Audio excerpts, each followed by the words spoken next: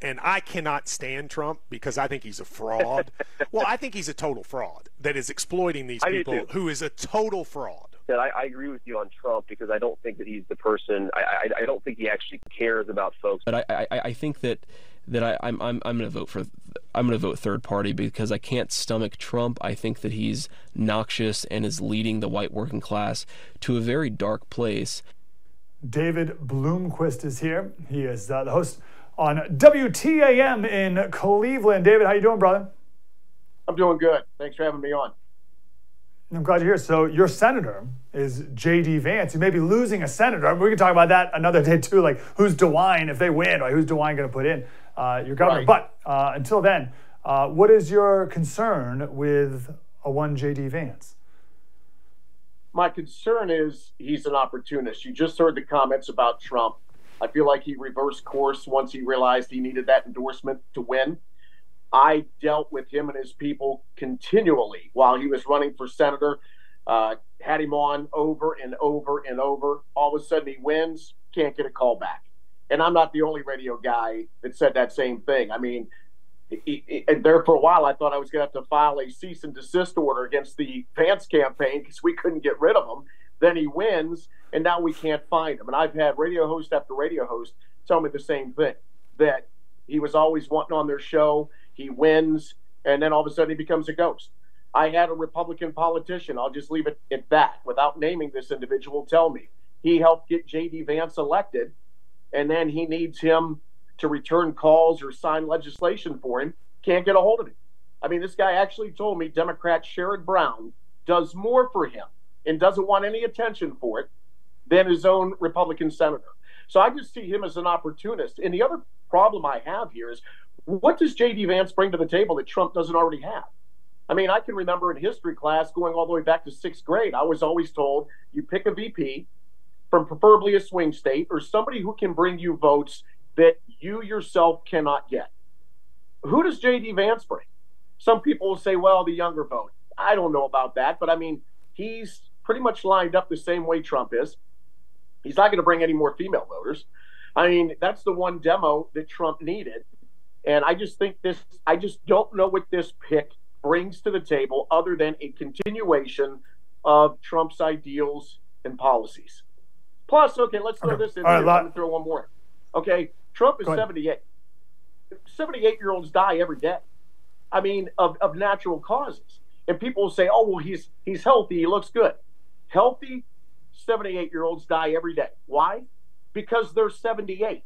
That is old. So if something, God forbid, would happen to him, you got a guy who has been a senator for a year and a half and wrote Hillbilly Elegy, and that's qualifying for president material. I don't like the pick. Okay, let's work backwards from all this. So, the doesn't get a call back. I've heard that before as well. Hard to reach. I appreciate how you brought up the other example of the lawmaker, perhaps it being difficult for him to get in touch too. That way it's not just like radio bookers having a tough time. Right. What do you get from that? And could it be explained simply as his press secretary stinks at their job and doesn't communicate well? Or do you take that to the next level? I mean, it could be, but it's not just me. It's many people. And look, I'm not sitting there saying he has to call Bloom Daddy in Cleveland back as some sort of, me being righteous here. I'm just saying that when you forget about the people who helped you get to a certain place, I've got a problem with that. Okay. There's a certain sense of loyalty and duty. And when you can't get rid of this guy when he's running, calling over and over, can we be on? Can we be on? Can we be on? Then he wins, and all of a sudden, he goes straight Casper on everybody. He's a ghost. That tells me a lot. I mean, I try to read into people's character, and then when I had that Republican politician tell me that, I was like, okay, this is a guy who's going to use people to get what he wants, and once he gets it, he chucks you, and he's moving on. Okay. What about your argument about bringing in votes? I believe the counter would be something like Trump doesn't really need to bring in votes. His top priority is legacy beyond him. Because who would bring in votes? Like whoever says that doesn't realize Trump lost in 2020. And I don't want to hear this, oh, it was stolen, it was this and that. He lost. he does need to bring in votes. He can't win with his base. Anybody who follows politics and has an inkling of common sense knows he cannot win with just his base. You got to get some of those independent voters, some of those Democrats on the fence, and that's where I think if you bring in a VP candidate that can help you in that area, now you seal the deal. At the end of the day, I want to win, okay, and I want the best odds of winning. J.D. Vance, in my opinion, does not give the Republican ticket the best chance of winning. So who's this voting demographic that you don't have, or that he doesn't have, maybe?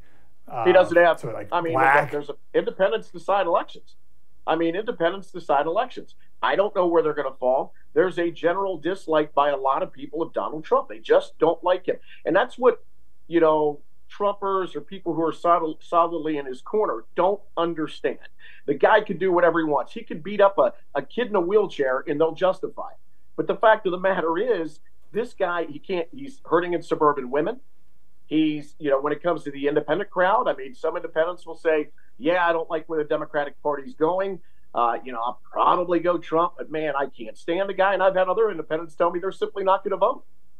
So, I mean, neither side can win with their base. You've got to reach out and get some of these people on the fringe. And I don't think J.D. Vance brings that to the table. If he would have went with look, the Democrats play identity politics better than anybody. And I hate it, but they play it and it helps them. Republican Party needs to start playing identity politics. He should have went with a female, or he should have went with a minority as his VP pick. Not only for the identity politic part of it, but you take away the Democrats' number one weapon, and that is, you're racist. Here we go again, two white guys, Republican Party. They're going to play it. And you help in the recruiting effort. I mean, Republicans have got to start doing a better job of reaching out to minorities, blacks, Hispanics, females. And you do that through who can they identify with, okay?